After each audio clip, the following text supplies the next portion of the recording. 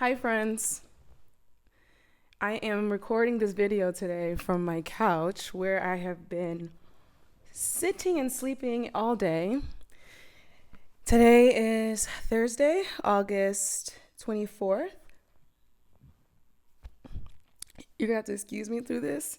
This is gonna be real short, real sweet, real quick. Because the reason I'm on my couch is because I got so lit yesterday. We had a team dinner. And I don't know why I think that I can keep up with these Londoners and Europeans when it comes to drinking, because I can't. I'm not capable. Okay? I was at a table with people from the UK, France, and Spain, and they drank me under the table. And can I tell you, I don't even remember getting into my Uber. I don't remember getting into my apartment. I woke up in just my shirt. Was my skirt even on? I don't even know. I woke up with my knee bruised and now it's swollen. I have a scar on my head and my eye, something hit me right here. I couldn't tell you what happened. I couldn't tell you. Couldn't tell you what happened. It was a fun dinner. I had a great time at dinner. We ordered some big steaks. We had some octopus. We had some oysters for appetizers. We had really good salad. It was a good overall meal. But when I tell you that wine and steak and whatever else did not blend well for me this morning, I woke up and Z was laughing at me. I've been in the bathroom at least like every 10 minutes. Okay? And then literally I got the energy to record today because I had some water, immediately ran to the bathroom because I threw up everything that was in my stomach, and now I feel swimmingly. Is that the way to put it? I feel swimmingly. No, I feel great. I was supposed to go to this like social networking, not networking, but it's like a social house, like vibes, DJs there. I wanted to meet some new people, see if I can make some friends because I'm still on that journey. It's only my second year here. And like, I've made some really great friends. I would like to make some more friends. So, child, I can't even get out of my house. I went for one walk this morning to get oodles and noodles because I used all my pho broth. I needed something just to like at least be in my stomach. And so today I had like a whole gang of things I wanted to talk about. That's what I'm so frustrated by. Today I'm gonna keep it short and sweet. Alcohol. That's what's really been on my mind. Alcohol. And why it has such a chokehold on people, especially here. I was telling Winnie, literally, that 9 a.m. I'm walking to my store, my corner store, and there's guys having a bar fight at our local. Like, it's 9:00 in the morning. Why are you drinking already? And how are you so drunk that you're fighting? There's guys who sit in that local. I see them every time I walk by. I go to my local corner shop. No, I go to my corner shop like twice a day, maybe sometimes. I'll be in there a lot, or at least like I'll be there every day in a week usually. If I'm not every day, like 5 days out of the week, I go to that corner shop. Guys in that local will sit there over and over and over again and drink. There's a restaurant in London. It's called Paradise. It's amazing food. It's Sri Lankan food. It's a really good restaurant. If you're ever in the United Kingdom, go there. If you're ever in London, go there, And I went there with two of my friends. One of them does not drink, and so I'm not going to drink around him. And so we were like, oh, can we order at the drink menu? We're like, oh, can we get your non-alcoholic menu? And they're like, oh, no, we don't have any non-alcoholic beverages. They carried 0 non-alcoholic beverages. We had water, and then they made like an in-house ginger beer that they use for their cocktails. And so we had to drink the ginger beer. And like, what if you don't like ginger beer? I love ginger beer. What if you're not a ginger beer connoisseur? What do? Just drink water? That's it. And water is good for you. I love it. But still, like, sometimes you might want, I don't know, Sweet tea. That's what I miss the most about the South. I love myself some sweet tea, especially from Chick-fil-A. I'm so pressed to get some sweet tea when I get back there.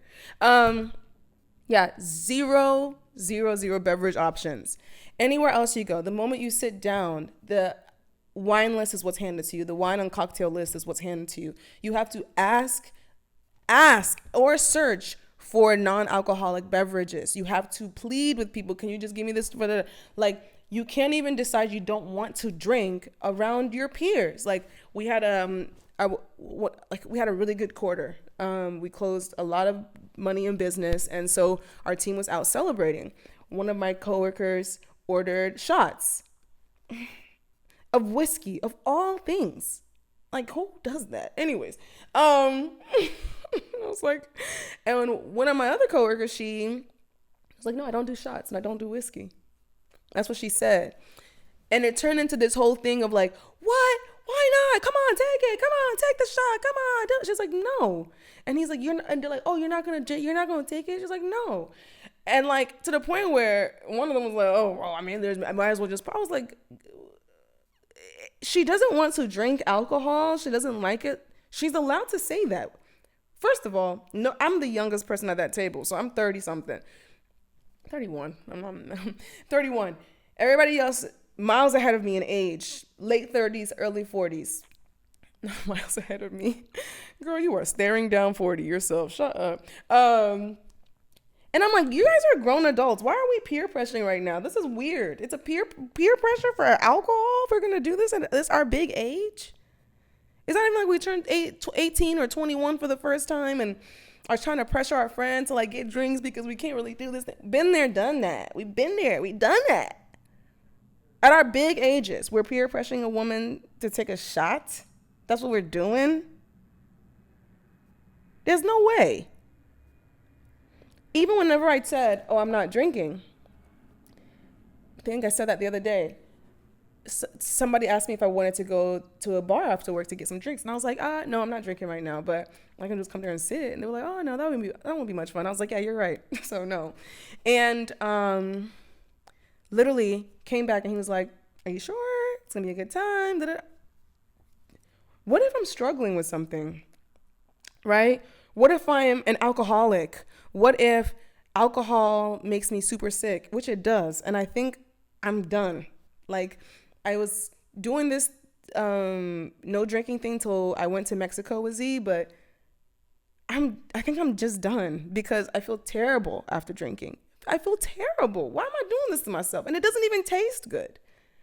Alcohol does not taste good. I don't care what nobody tells you. It don't taste good. Why do I need to put myself through that? I'm going to smoke a blunt.